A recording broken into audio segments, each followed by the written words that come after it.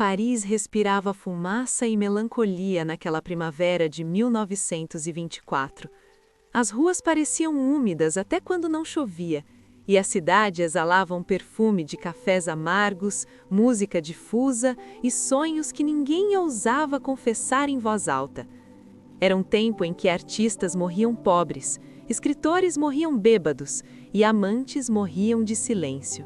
Entre becos estreitos e pontes que recortavam o Sena como cicatrizes antigas, vivia a Adele, 27 anos, pele clara, olhos verdes, cabelo castanho escuro ondulado que insistia em cair sobre o rosto sempre que ela se inclinava diante de uma tela.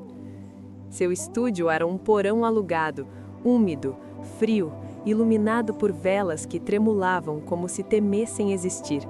Adele pintava desde criança, mas pintava como quem sangra, sem testemunhas, sem elogios, sem destino. Seus quadros raramente tinham sua assinatura, e quando tinham, eram assinaturas que não lhe pertenciam. A arte, para Adele, era sobrevivência, e sobrevivência, naquele tempo, significava aceitar que a beleza também podia ser crime.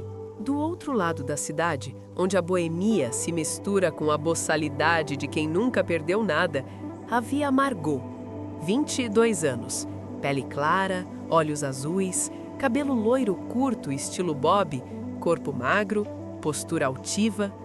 Tocava violino em cabarés esfumaçados, bares onde nunca faltava álcool, mas sempre faltava a dignidade. Margot tocava para bêbados que fingiam escutá-la, mas havia algo no som que escapava ao controle, uma tristeza antiga, como se cada nota fosse parente distante de uma perda que ninguém nunca contou.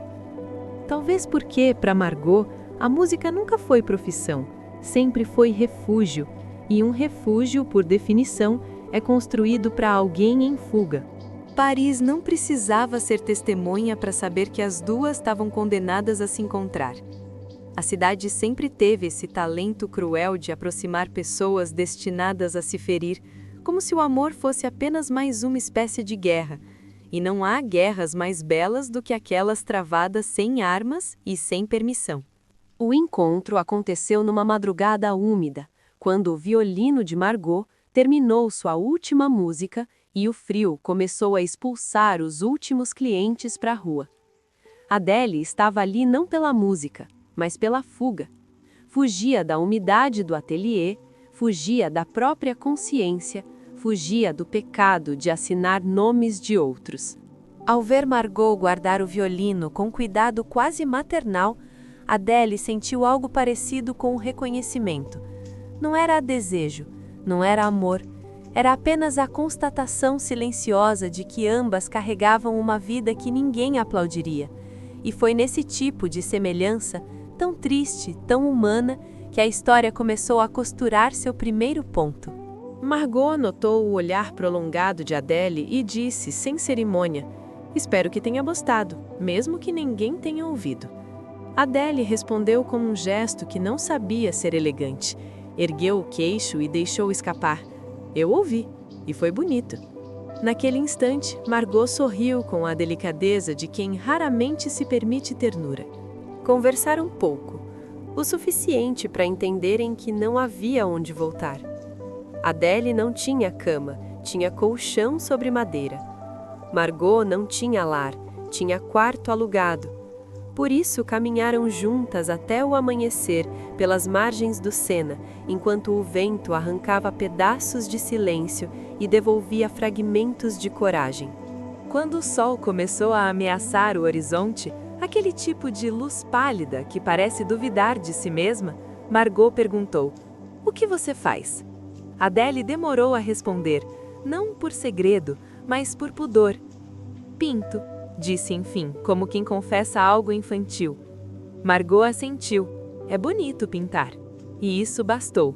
Adele não sabia receber elogios, nem mesmo elogios vagos. Na verdade, ela vivia como se todo comentário positivo pudesse revelar uma fraude. Caminhando ao lado de Margot, percebeu que fazia muito tempo que alguém lhe perguntara qualquer coisa que não fosse sobre dinheiro ou prazo. Margot, por sua vez, não tinha medo de perguntas, tinha medo de respostas. O tipo de pessoa que não olha para trás não por bravura, mas porque sabe que o passado morde. Contudo, ao lado de Adele, sentiu um raro conforto, o conforto de não precisar atuar. Quando se despediram, não prometeram reencontro, nem trocaram endereço. Paris guarda seus encontros como quem guarda cartas embaralhadas. Quem tem de voltar, volta. Quem tem de sumir, some. Adele seguiu para o porão úmido, Margot para o quarto alugado. Ambas levaram pela primeira vez em semanas uma nota suave de esperança. Durante os dias seguintes, Adele pintou compulsivamente, como se estivesse tentando fixar no quadro a forma como Margot segurava o violino, ou como seu sorriso parecia conter uma dor educada, jamais gritada. Pintar, para Adele, era o único modo de manter pessoas vivas depois de encontrá-las. Margot, enquanto isso, voltou ao cabaré. Tocou noites inteiras para desconhecidos embriagados, mas agora cada nota vinha carregada de uma inquietação nova, um tipo de saudade daquilo que ainda nem se viveu. E saudade, quando chega cedo demais, costuma ser presságio. O reencontro veio com a naturalidade dos destinos bem escritos. Adele apareceu novamente no cabaré, com um casaco velho e cheiro de tinta. Margot sorriu ao vê-la, não com surpresa, mas com alívio. "Você voltou", disse. Adele apenas sentou-se, como quem responde: "Eu teria voltado mesmo se não pudesse." Dessa vez, quando Margot guardou o violino, convidou: "Venha comigo." Adele não recusou. Caminharam pelas ruas molhadas até um apartamento minúsculo, onde o cheiro de verniz disputava espaço com o aroma de café barato. Sentaram-se no chão porque não havia mesa e conversaram até os pulmões pedirem descanso. Margot contou sobre a infância no interior, o pai severo e a mãe silenciosa. Sobre como fugiu para Paris com 15 anos porque preferia ser pobre na cidade grande do que morta na cidade pequena. Adele contou sobre o ateliê, sobre o porão, sobre como ganhava dinheiro sem vender um quadro sequer. Quando Adele disse que pintava para outros, Margot não entendeu de imediato. Como assim para outros? Adele desviou os olhos. "Assino nomes que não são meus." Foi a primeira vez que Margot ouviu a palavra falsificação sem julgamento, apenas como uma forma de sobrevivência artística, cruel, mas coerente com o mundo. Margot não reagiu com espanto, talvez por já ter visto demais para se surpreender com crimes pequenos, talvez por compreender intuitivamente que a arte nem sempre escolhe caminhos santos. "Todo mundo rouba alguma coisa de alguém", ela murmurou, segurando a xícara quente. "Uns roubam a vida, outros roubam o nome." Adele sorriu pela primeira vez desde que entrara no apartamento. Não um sorriso largo, desses que desejam ser vistos, mas um sorriso discreto, quase secreto, como quem descobre ter sido compreendida sem esforço. Naquele instante, algo se solidificou entre elas, ainda invisível ao mundo, mas perceptível ao coração. O romance não começou com beijos. Nenhuma grande história começa assim. Começou com confidências, com silêncios compartilhados, com o tipo de intimidade que não se compra nem se negocia. A intimidade de existir sem precisar impressionar. No fundo, era disso que ambas estavam famintas. Adele começou a frequentar o cabaré com mais frequência, sempre sentando na mesma mesa, sempre bebendo o mesmo vinho barato. Margot começou a tocar para ela, e apenas para ela, mesmo quando o salão inteiro falava alto demais para ouvir qualquer coisa. Era amor, mas ainda não sabiam nomear. Com o tempo, Adele começou a levar para Margot pequenos pedaços de seu mundo. Um pincel gasto, uma tela inacabada, um livro rabiscado, e Margot retribuía com partituras, bilhetes, histórias de músicos que morreram pobres, como se estivesse preparando Adele para o destino que espera toda artista sincera. Certa noite, Quando o frio parecia cortar a cidade em lâminas invisíveis, Margot perguntou: "Você já pintou algo para si mesma?" Adele demorou a responder. "Não", disse enfim. "Sempre para os outros. Sempre para sobreviver." Margot então concluiu: "Então ainda não começou a viver." Naquela madrugada, pela primeira vez, Adele levou Margot ao seu estúdio clandestino. O porão era pequeno, cheirava a mofo e óleo de linhaça. Mas ali havia vida. Quadros empilhados, pincéis tortos, tintas secas e uma mesa tomada por retratos falsificados de artistas mortos. Era um cemitério de beleza. Margot tocou a ponta dos dedos em um dos quadros. "É teu?" Adele negou com a cabeça. "É de Monet." Depois apontou outro. "Esse é Renoir." E outro. "Degas." Margot riu. "Engraçado, não vejo nenhum deles aqui." Adele então sussurrou, com uma dor quase infantil: "Porque sou eu quem os pinta." Margot não sabia se aquilo era tragédia ou milagre. Ver alguém capaz de reproduzir mestres com tamanha fidelidade e ao mesmo tempo tão incapaz de assinar seu próprio nome era testemunhar uma forma rara de sofrimento. "Seus quadros são lindos", disse ela. Adele corou como se elogios fossem pecados. Os dias seguintes pareceram leves demais para uma cidade tão pesada quanto Paris. As duas começaram a se encontrar com frequência perigosa, às margens do rio, em cafés baratos, no porão que cheirava a tinta, no quarto que cheirava a violino. O amor, quando chega, costuma ignorar contexto e consequências. Mas nenhum amor nasce impune. O mundo sempre cobra. E quanto mais belas as coisas se tornam, mais alto é o preço que o destino exige. Paris parecia saber que aquele romance não poderia durar intacto e começou a soprar pequenos sinais de advertência. Primeiro tímidos, depois inevitáveis. A primeira sombra surgiu na forma de um homem com um casaco grosso, que apareceu no cabaré apenas para observar Margot tocar. Não pediu bebida, não sorriu, não piscou. Apenas ouviu, com uma seriedade quase militar. Quando ela terminou a última música, ele se levantou e saiu sem dizer palavra. Margot não comentou o fato com Adele naquela noite.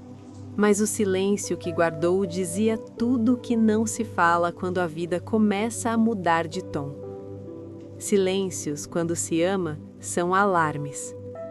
Adele percebeu o incômodo, mas não insistiu. Algumas perguntas não nascem para serem feitas cedo demais. O segundo sinal veio do próprio ateliê de Adele. Seu intermediário, um homem grisalho, sempre vestido com terno barato, que vendia as falsificações para colecionadores desavisados, apareceu com pressa incomum. "Precisamos de mais Monet", ele disse. "Há compradores esperando, e pagam bem." Adele sentiu o corpo endurecer. Falsificar obras para sobreviver era uma coisa. Falsificar por produção era outra. "Eu não sei se posso", ela sussurrou.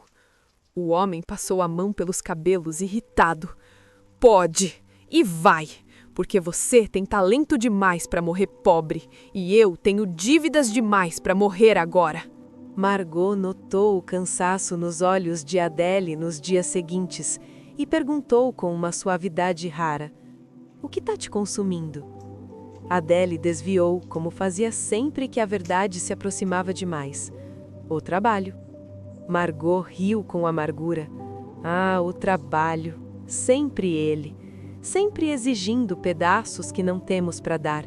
Uma noite, enquanto Adele pintava freneticamente, Margot se sentou ao seu lado, observando cada pincelada como se fosse música.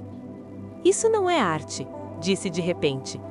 Adele parou. "Não?" Margot balançou a cabeça. "Isso é escravidão, e você merece ser dona do que cria." Adele tremeu, porque sabia que era verdade. Margot, ao contrário de Adele, nunca teve talento para obedecer. Desde criança quebrou regras, fugiu de escolas, desafiou normas. Para ela, a vida só fazia sentido quando havia risco. Talvez por isso se apaixonasse tão facilmente por causas perdidas. Adele era mais uma delas, mas a mais difícil. O amor finalmente assumiu forma concreta numa tarde chuvosa, quando ambas se abrigaram no porão. O frio era insuportável. Margot, tremendo, aproximou-se mais. Adele ofereceu um cobertor velho. As mãos se tocaram, e o toque disse mais do que qualquer frase conseguiria formular. Foi um pacto sem palavras. O beijo veio devagar, como se pudesse quebrar. Não havia fome, nem pressa, nem violência, apenas a delicadeza de duas pessoas que aprenderam a vida inteira a não querer demais. Paris respirou fundo e por um instante inteiro o mundo pareceu perdoá-los por existirem. Depois daquele beijo, nada mais voltou a ser neutro. Tudo carregava significado. O modo como Margot afinava o violino, o modo como Adele limpava os pincéis, o modo como o vento empurrava folhas mortas pelas calçadas. Até o silêncio mudou de textura, deixou de ser ameaça e virou repouso. Mas a vida raramente tolera felicidade gratuita. Ela sempre exige sacrifícios na mesma medida do prazer. E enquanto as duas tentavam cultivar um amor improvável dentro de uma Paris fria e cínica, o mundo externo começava a se organizar para cobrá-las com juros. A demanda por falsificações crescia de forma absurda. Clientes ricos, colecionadores, negociantes inescrupulosos, todos queriam um Monet novinho para pendurar, mesmo sabendo que era mentira. A arte naquele tempo era um mercado tão sujo quanto o álcool dos cabarés. Adele trabalhava noites inteiras, até que os dedos ficassem rígidos e as velas derretessem até o último suspiro. Pimpava porque precisava, não porque queria. Quanto mais belos os quadros, mais feia se tornava sua alma. Existiam belezas que custam caro demais para serem admiradas. Margot, por sua vez, começou a tocar para plateias cada vez maiores. O homem de casaco grosso voltou, desta vez acompanhado de dois sujeitos de olhar duro. Quando Margot terminou, ele se aproximou e falou pela primeira vez. Você tem potencial. Podemos levá-la a lugares melhores. Lugares melhores sempre escondem lugares piores. Quando Margot contou isso a Adele, esta parou de pintar e ficou olhando para as próprias mãos, cobertas de tinta azul e verde. Aquilo era quase simbólico. As mãos que criavam beleza também carregavam crime. Você vai aceitá-los? Adele perguntou. Margot apenas deu de ombros. Ainda não sei. Mas a verdade é que ambas sabiam. Paris não oferece oportunidades, oferece armadilhas. E toda armadilha tem a mesma estrutura: um convite generoso seguido de uma porta trancada. Margot sentia que aquele trio não queria apenas sua música, queria sua docilidade, sua entrega, seu corpo disponível para o mercado. Numa madrugada, após um concerto sufocante, Adele segurou Margot pelos ombros e disse: se for, vai sozinha. Margot arregalou os olhos, surpresa com o tom. Você não entende, respondeu. Eu entendo, Adele murmurou. É por isso que digo. O amor, quando teme perder, se torna cruel. Os dias ficaram mais tensos, as conversas mais curtas, o sono mais leve. O mundo parecia conspirar para apressar um fim que ninguém tinha pedido. No porão, Adele pintava em ritmo febril.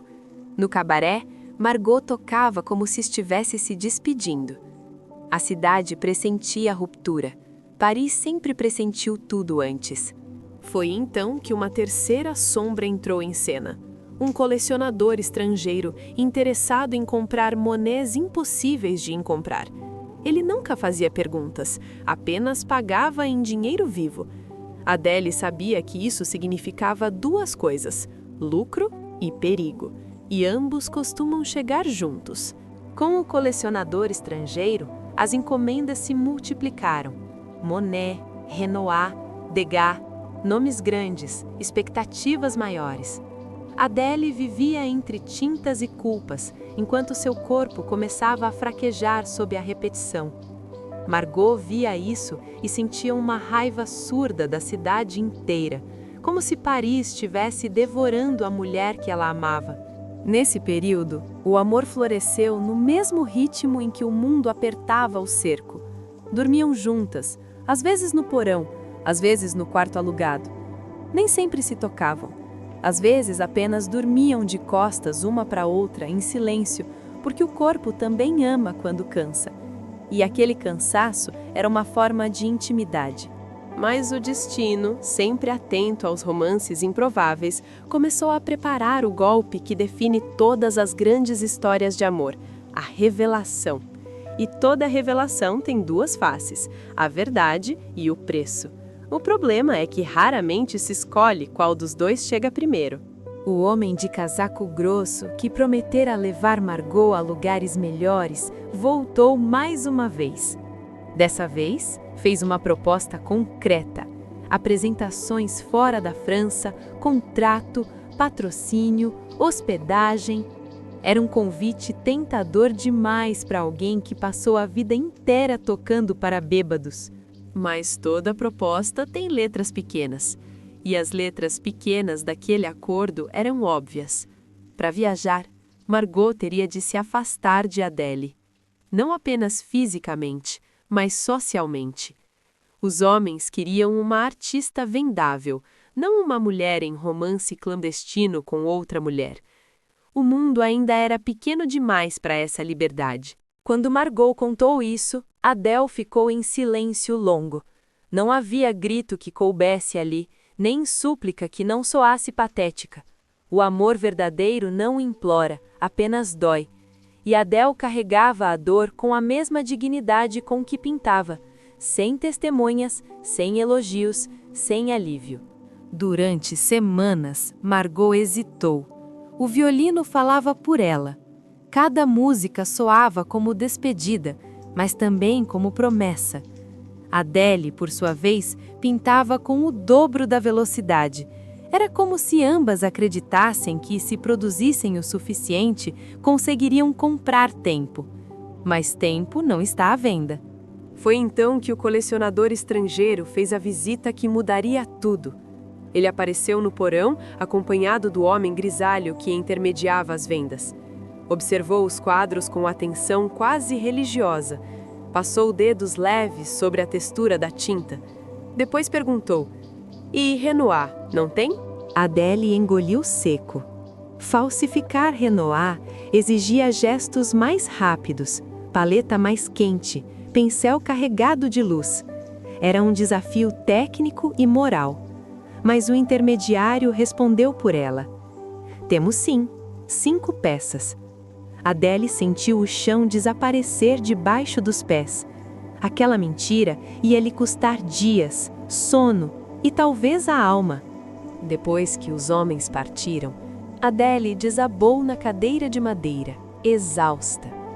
Margot chegou horas depois. Encontrou-a dormindo sobre a mesa, mãos manchadas de tinta vermelha. Ela a cobriu com um casaco, beijou sua nuca e sussurrou: "Você vai se matar por esses homens." Adele, ainda semi-acordada, murmurou: "Não, eu vou viver por você." Margot não respondeu. Apenas ficou olhando Adele dormir, como quem observa uma vela prestes a apagar.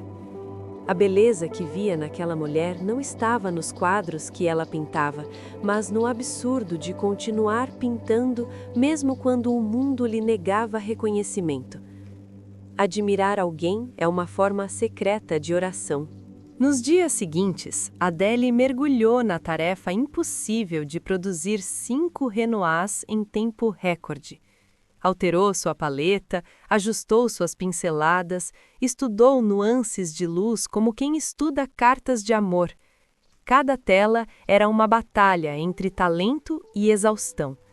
O corpo reclamava, mas o pincel não. Margot, por sua vez, foi chamada para uma reunião com os homens que queriam sua música.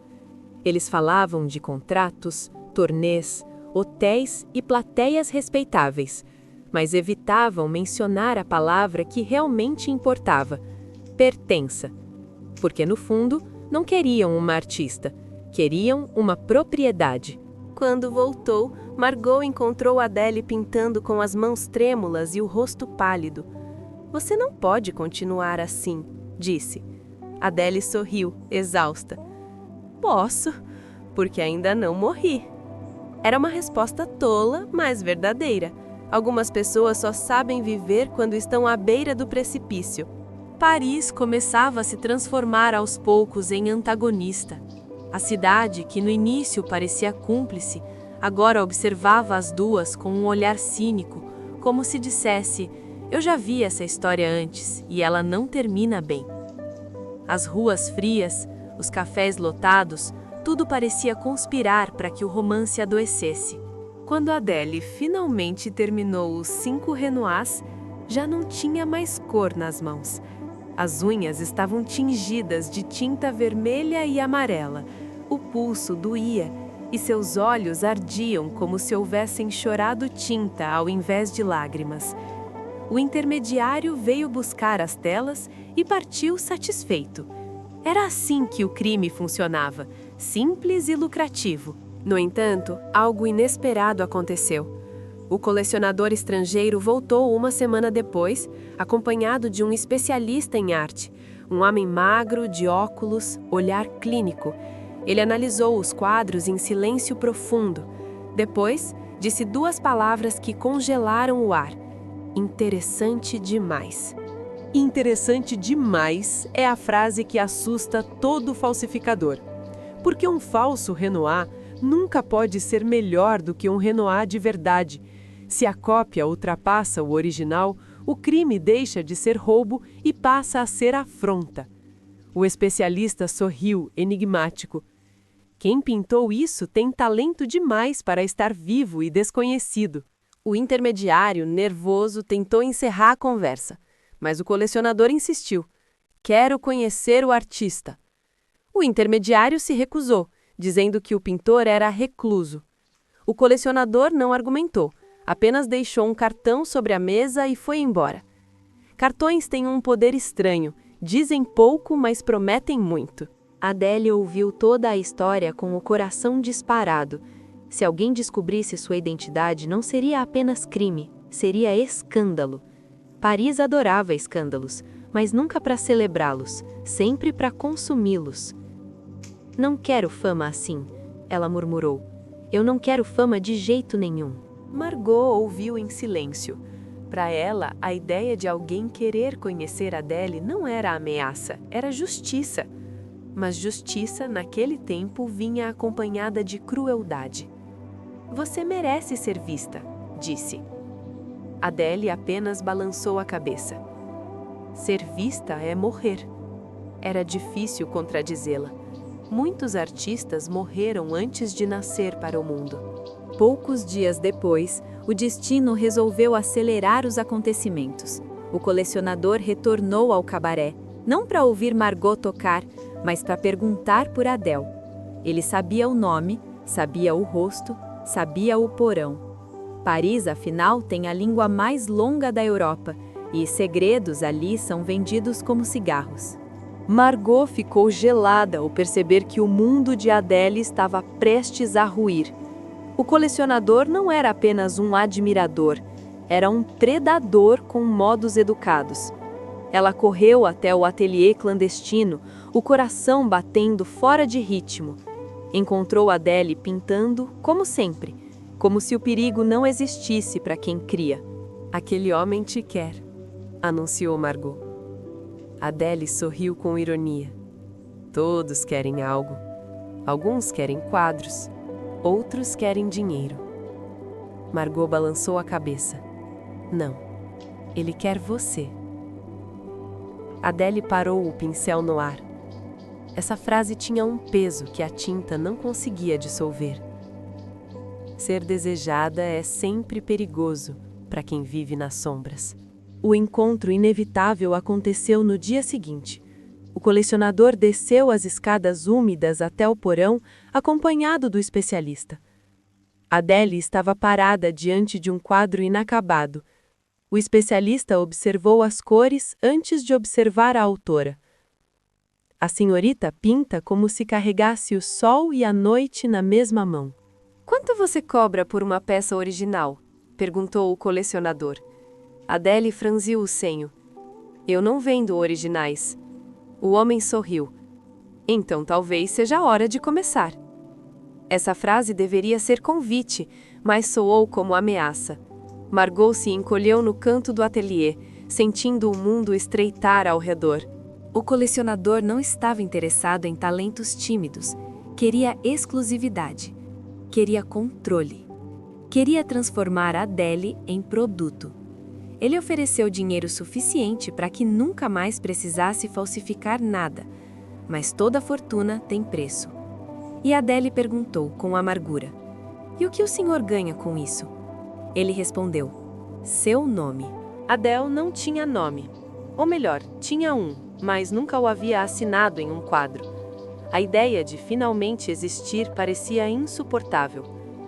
Não posso, ela disse. O colecionador ficou sério. O mundo descobrirá de qualquer forma. Eu estou lhe oferecendo elegância na revelação. Margot sentiu o estômago afundar. Quando os homens saíram, Adele desabou no chão. Eu não quero ser artista. Margot ajoelhou-se ao lado. Mas você já é. Adele fechou os olhos, tentando controlar o tremor das mãos. A arte é bonita no quadro, feia na vida. Margot encostou o rosto no dela. Então aprenderemos a viver com feiura. O problema é que o mundo não esperaria. No cabaré, os homens do contrato pressionavam Margot para decidir sobre a turnê. No ateliê, o colecionador pressionava Adele para assumir seu talento. E entre as duas havia o amor, frágil demais para dois destinos que puxavam em direções opostas. O inverno chegou mais cedo naquele ano, e com ele vieram dores que não apareciam nos jornais. Adele começou a sentir o corpo falhar. As mãos travavam, os dedos rijos como se a tinta já tivesse secado dentro dela. Margot viu isso e tentou convencê-la a parar, mas artistas não param. Apenas desabam mais tarde. Numa noite particularmente gelada, Margot encontrou Adele vomitando tinta na pia, tinta misturada ao vinho barato que ambas bebiam para suportar a vida. Você vai morrer, disse Margot, com a voz trincada. Adele riu. Todos vamos. Eu só estou fazendo algo bonito enquanto espero. A frase não era arrogância, era resignação. Para Adele, viver era um intervalo entre pinceladas. Para Margot, viver era um intervalo entre músicas. E intervalos, quando se ama alguém impossível, se tornam dores prolongadas. Paris escutava tudo isso com indiferença. Chegou o dia da decisão de Margot. Os homens a esperavam no cabaré com o contrato dobrado em um envelope. Ela tocou aquela noite com a perfeição de quem já sabe seu destino. O violino chorou por ela, porque Margot jamais permitiu que suas lágrimas escorressem pelo rosto. Depois do último acorde, o silêncio tomou o salão. A música terminou, mas algo ali ainda vibrava, como se a alma tivesse demorado para alcançar o fim da melodia. O homem de casaco grosso levantou-se e fez o gesto. Margot assinou o contrato. A palavra turnê agora tinha cheiro de despedida. No mesmo dia, o colecionador enviou um recado a Adele. Tinha compradores internacionais interessados em peças originais. A notícia deveria ser boa, mas carregava veneno. O mundo não queria apenas sua arte, queria sua alma, sua história, seu nome. Para Adele, isso era a pior forma de morte. Quando Margot apareceu no porão para contar sobre a turnê, encontrou Adele sentada no chão, cercada de tintas, respirando como se o ar lhe faltasse. As duas se olharam longamente. O tipo de olhar que carrega perguntas e respostas ao mesmo tempo. Não havia julgamento, apenas medo, O contrato é por 1 ano, disse Margot, tentando soar neutra. Adele engoliu a dor. 1 ano é curto. Margot sorriu de lado. 1 ano pode mudar uma vida. Adele baixou os olhos. Ou pode destruí-la. E assim, pela primeira vez, o amor ganhou um nome: perda. Margot tentou se aproximar, mas Adele recuou. Se você for, leve sua música. Não leve a minha vida. Era uma frase cruel, mas o amor às vezes escolhe a crueldade como último ato de proteção. Margot entendeu. E, pela primeira vez em muito tempo, chorou. Não pelo contrato, mas pelo que não conseguiria levar consigo. Na semana que antecedeu a partida, ambas viveram como se o tempo fosse uma corda prestes a arrebentar. Dormiam juntas, comiam pouco, falavam menos ainda. O amor virou silêncio, silêncio virou ritual, ritual virou despedida. E nenhuma delas ousou nomear aquilo de adeus, talvez porque adeus é a palavra mais feia da língua. Na véspera da partida, Margot guardou o violino no estojo com a delicadeza de quem guarda um órgão vital. Adele observava, imóvel, como se cada movimento esculpisse seu próprio destino. A mala estava pequena demais para carregar tudo o que o amor exige, mas grande o suficiente para carregar tudo o que o mundo cobra. Antes de sair, Margot se virou e pediu: pinte algo seu, não deles. Adele respirou fundo, como quem tenta fazer o corpo obedecer ao coração. Eu não sei como. Margot sorriu, triste. Eu também não sabia tocar para mim mesma, até você. Era a forma mais bonita de dizer obrigada. A despedida não teve beijo longo, nem lágrimas dramáticas, nem promessas de reencontro. Apenas um abraço, desses que deixam cheiro na roupa e peso no peito. O amor às vezes escolhe o silêncio como forma de perpetuidade. Palavras envelhecem, silêncios não. Quando Margot partiu para a turnê, Paris continuou seu ritmo indiferente. O Sena seguiu correndo, os cabarés seguiram cantando, os quadros seguiram sendo vendidos. O mundo nunca para testemunhar um coração partido. A vida é impiedosa com os que amam demais. Sem Margot, o porão se tornou caverna. A solidão ocupou o espaço onde antes existia calor. Adele tentou voltar às encomendas, mas cada pincelada agora soava falsa demais até para uma falsificadora. Falsificar arte era fácil, falsificar a ausência, impossível. Enquanto isso, do outro lado da Europa, Margot tocava em palcos luxuosos sob luzes que jamais iluminariam sua essência. O público aplaudia, os empresários lucros contavam, os jornais elogiavam. Mas nenhum aplauso é capaz de substituir um olhar que te entende sem pedir explicação. Enquanto isso, do outro lado da Europa, Margot tocava em palcos luxuosos sob luzes que jamais iluminariam sua essência. O público aplaudia, os empresários lucros contavam, os jornais elogiavam. Mas nenhum aplauso é capaz de substituir um olhar que te entende sem pedir explicação. As cartas começaram a chegar, com atraso. Adele escrevia pouco, 2, 3 frases. Margot escrevia demais, como quem tenta evitar que o amor morra de fome. Mas as cartas não carregavam música, nem cheiro, nem sombras. Eram apenas papel, e papéis não aquecem ninguém no inverno. As cartas começaram a chegar, com atraso. Adele escrevia pouco, 2, 3 frases. Margot escrevia demais, como quem tenta evitar que o amor morra de fome. Mas as cartas não carregavam música, nem cheiro, nem sombras. Eram apenas papel, e papéis não aquecem ninguém no inverno. O colecionador voltou ao porão e insistiu para que Adele assinasse seu nome em uma tela original. Só uma, ele disse, para começar a provocar o mundo. Provocar o mundo era precisamente o que Adele mais temia. A arte que assina seu nome também assina seu destino.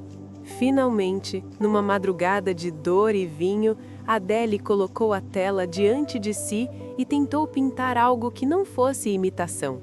Tentou pintar a primavera, mas falhou. Tentou pintar Paris, mas falhou. Tentou pintar a si mesma, mas não sabia onde colocar o rosto.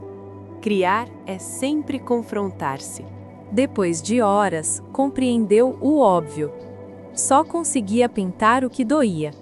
E o que mais doía naquele momento era Margot. Então começou a pintar suas mãos, seus cabelos loiros curtos, o arco do violino, os olhos azuis que pareciam carregar um oceano inteiro. Foi a primeira vez que a tinta tocou a verdade. Quando terminou o quadro, Adele não conseguiu olhar para ele de imediato. Era como se expor a própria alma exigisse intervalos curtos de covardia. Só depois de acender uma vela e beber mais um gole de vinho ela criou coragem. E ali estava a Margot, inteira e silenciosa, capturada em cores que sangravam verdade. Era a primeira obra que não imitava ninguém. Era original demais para ser vendida, íntima demais para ser exibida, perigosa demais para existir no mundo. Adele assinou no canto inferior, não Monet, não Renoir, não Degas, apenas Adele. Simples, sincero e feroz. O colecionador voltou dias depois e ficou hipnotizado diante da tela. Então é assim que você pinta quando não está acorrentada aos mortos? Disse. Que desperdício forçá-la a imitá-los. Adele cruzou os braços. E agora, vai comprar? Ele sorriu. Não, vou divulgar. E isso era pior do que qualquer venda. Enquanto Paris começava a cochichar sobre um novo talento escondido, Margot estrelava uma turnê que parecia mais punição do que triunfo. Os hotéis eram frios, as plateias educadas, os empresários gananciosos. Ela tocava com perfeição mecânica, mas perfeição sem alma é apenas técnica, e técnica não salva ninguém. Certa noite, após uma apresentação, Margot recebeu uma carta. Reconheceu a caligrafia de Adele imediatamente. Suas mãos tremeram antes mesmo de abrir. A carta dizia apenas: "Eu pintei". Não havia explicações, mas havia sentido. Era como se aquelas duas palavras fossem anúncio de nascimento e velório ao mesmo tempo. Margot quis retornar na mesma hora, mas estava presa por contrato, por empresários e por expectativas que não eram suas.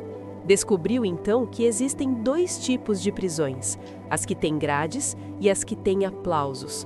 As primeiras punem o corpo, as segundas torturam a alma.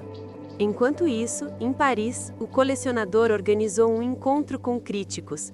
O quadro de Adele foi exibido sem assinatura visível, como se fosse fruto de um fantasma. Os críticos debateram, admiraram, discutiram, disseram que havia algo de novo ali, algo que nenhuma escola ensinava. Adele ouviu tudo, escondida atrás da porta. A repercussão se espalhou. Pequenas notas em jornais, comentários em cafés, rumores em galerias clandestinas. Paris sussurrava sobre uma pintora invisível. O intermediário de Adele tentou lucrar com o rumor, mas o colecionador o afastou. Não transforme isto em mercado, ainda não. Adele voltou a pintar não porque queria ser vista, mas porque sentiu, pela primeira vez, que o mundo poderia suportar sua existência. Mas o amor ainda era ausência. E a ausência é um tipo de mutilação. Retira partes essenciais do corpo sem derramar sangue. Quando Margot finalmente conseguiu autorização para voltar a Paris, 1 ano havia passado. 1 ano é pouco para o calendário, mas é muito para um coração. Ela chegou ao cabaré que antes chamava de lar, mas o lugar parecia menor. O mundo encolhe quando se viaja sem lugar para voltar. Margot correu até o porão onde Adele pintava. A porta estava entreaberta.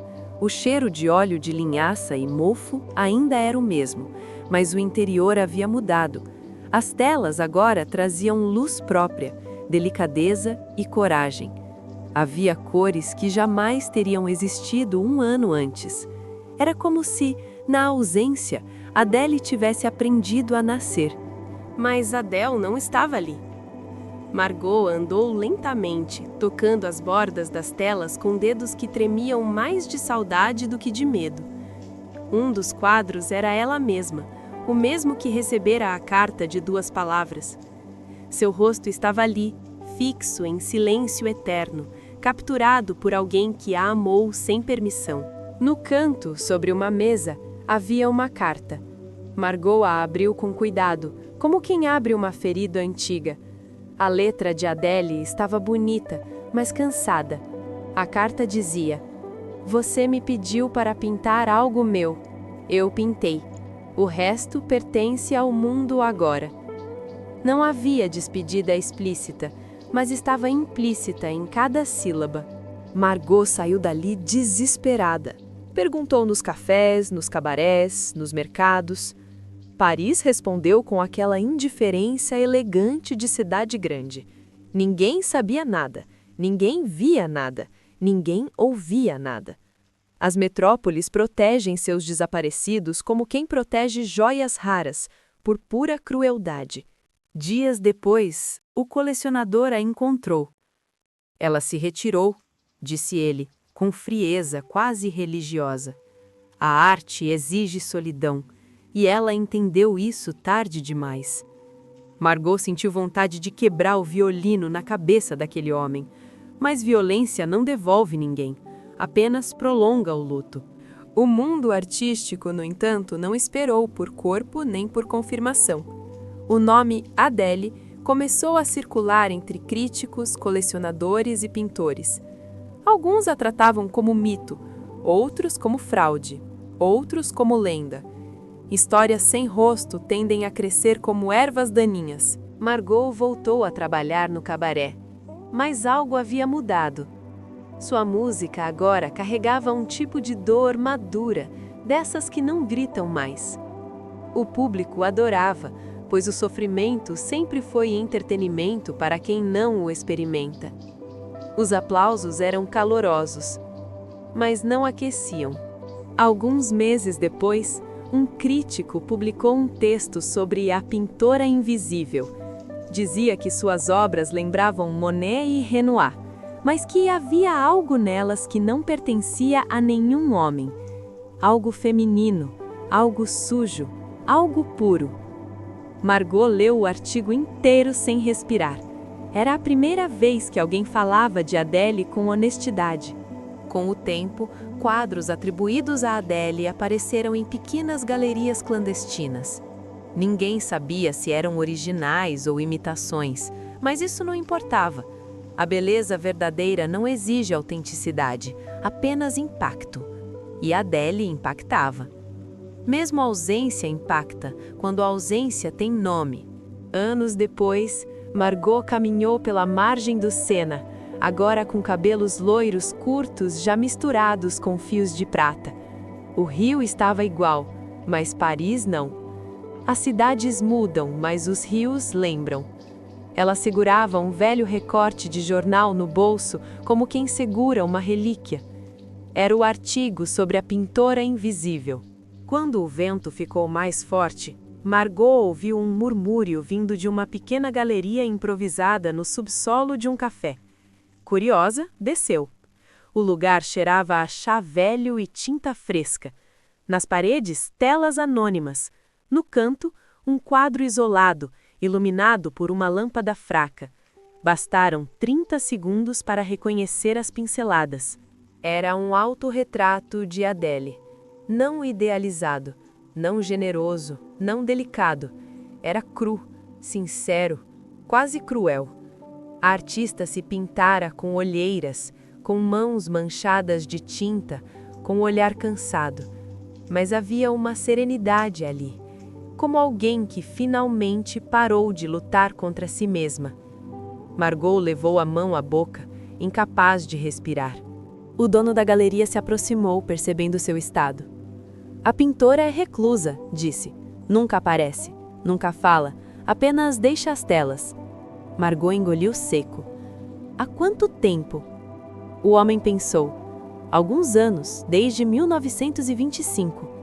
Margot sentiu o corpo fraquejar. Adèle nunca havia ido embora de Paris. Ela tocou o vidro que protegia a pintura, como se tocasse o rosto de Adèle pela última vez. No canto inferior direito havia 3 palavras escritas em tinta quase invisível. Eu pintei você. O coração de Margot doeu com a elegância da brutalidade. Nem todos os amores são para serem vividos. Alguns são apenas para serem eternizados. Naquela noite, Margot voltou ao cabaré. Tocou o violino até os dedos sangrarem, até o arco tremer, até o público silenciar por respeito e medo. A música transbordou tudo aquilo que nunca foi dito. Raiva, saudade, culpa, ternura. A plateia aplaudiu de pé. Mas aplausos não curam feridas antigas. Meses depois, rumores começaram a circular. Adèle adoeceu. Nada específico, nada confirmado, apenas murmúrios. Artistas sempre adoecem em silêncio. Margot tentou encontrá-la, mas Paris é uma cidade grande demais para quem carrega pouco tempo. E às vezes o destino não concede reencontros, apenas constatações tardias. A notícia não veio pelos jornais, nem pelos cafés, nem pelos colecionadores. Veio por uma carta. Sem assinatura, sem data. Apenas uma frase. Obrigada por ter sido o motivo. Margot chorou pela primeira vez em anos, não pelo adeus, mas pelo fato de ter sido tão pouco e ao mesmo tempo o suficiente.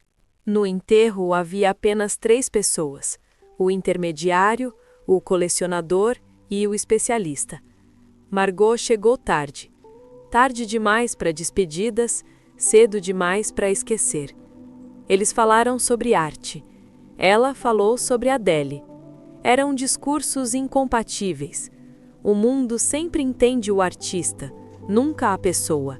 As telas começaram a ser vendidas, não como falsificações, mas como originais.